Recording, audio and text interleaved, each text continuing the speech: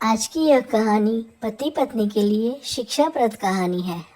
दोस्तों, जब नई नई शादी होती है तो पति पत्नी में प्यार बहुत ज़्यादा होता है। समय के साथ साथ प्यार कम होते जाता है और फिर एक दौर ऐसा आता है जब वे एक दूसरे से बातचीत भी नहीं करते।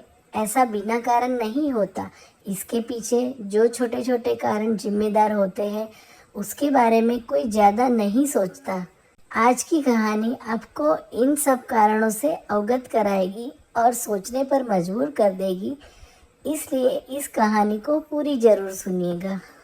पति पत्नी काफ़ी दिनों के बाद आज एक साथ बैठकर चाय पी रहे थे, क्योंकि आज उनकी शादी की 25वीं सालगिरह थी।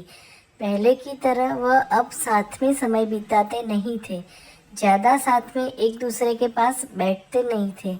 पता नहीं किन कारणों से उन दोनों के बीच की दूरी बढ़ती ही जा रही थी। चाय पीते पीते पत्नी ने चुप्पी तोड़ते हुए कहा, मुझे आपसे बहुत कुछ कहना है, आपको बहुत कुछ बताना है, लेकिन अब हमारे पास एक दूसरे के लिए समय ही नहीं है। मैंने इस बारे में बहुत सोचा है और मैंने इस सिचुएशन से निपटने का एक उपाय निकाला है। अगर आप राजी हो तो बताती हूँ। पति ने सिर हिलाकर हामी भरी। पत्नी ने टेबल के ड्रॉवर से 2 डायरी निकाली और बोली, मैं यह 2 डायरी लेकर आई हूँ, एक आपके लिए और एक मेरे लिए। आज के बाद हम दोनों को एक दूसरे से जो भी शिकायत होगी वह हम अपनी अपनी डायरी में लिख कर रखेंगे। 1 साल बाद जब हमारी 26वीं एनिवर्सरी आएगी तब हम उसे खोल कर पढ़ेंगे। तब हमें एक दूसरे की उन चीज़ों या आदतों के बारे में पता चलेगा जो हमें नहीं पसंद है और हम उन्हें सुधार पाएंगे या कोई उपाय कर पाएंगे। पति को भी पत्नी का आइडिया पसंद आया और उसी दिन से डायरी में लिखना शुरू हो गया। देखते ही देखते 1 वर्ष बीत गया और 26वीं एनिवर्सरी का दिन आ गया। पति पत्नी दोनों ही डाइनिंग टेबल पर बैठकर चाय पी रहे थे और पास में दोनों की अपनी अपनी डायरियाँ रखी हुई थी, जो उन्होंने एक दूसरे के साथ बदल ली।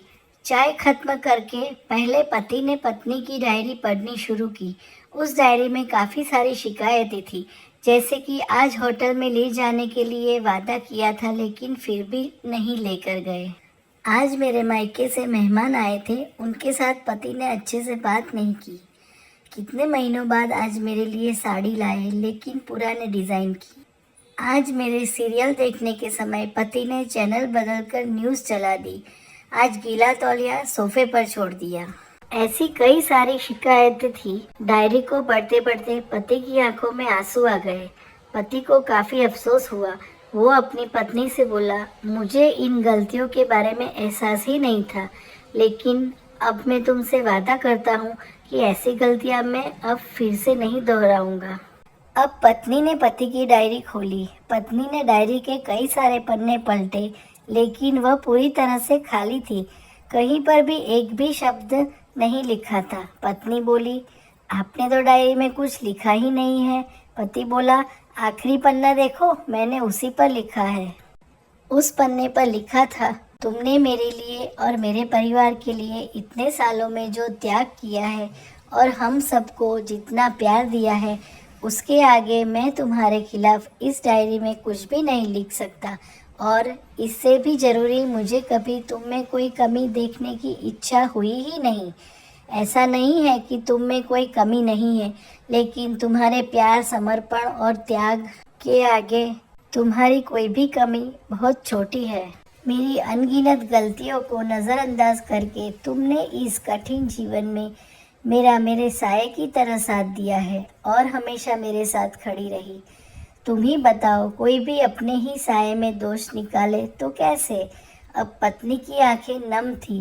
पत्नी ने पति के हाथ से अपनी शिकायतों की डायरी ले ली और उसे जला दिया। पति पत्नी का रिश्ता एक दूसरे पर विश्वास पर टिका होता है और उसी से वह मजबूत होता है। उम्र के एक दौर में पति पत्नी को एक बात अच्छे से समझ लेनी चाहिए कि एक दूसरे में गलतियां और कमियां निकालने के बजाय अगर यह याद रखा जाए कि उसके साथी ने उसके लिए कितना त्याग किया है, तो इससे उनका रिश्ता और भी ज़्यादा मजबूत ही होगा। दोस्तों, छोटी सी इस कहानी से हमें यह सीख लेनी है कि इन दिनों पति पत्नी में बढ़ते जा रही दूरियां कम हो सके और ख़ासकर गलतफहमियों की वजह से या सिर्फ बात न करने की वजह से बढ़ती जा रही दूरियों को आराम से शांति से बैठकर बात करके कम किया जा सकता है या ख़त्म भी किया जा सकता है। तो आज की यह कहानी क्या आपको पसंद आई? बताना ज़रूर। मिलते हैं एक नई कहानी के साथ। चैनल को लाइक, शेयर और सब्सक्राइब कर देना।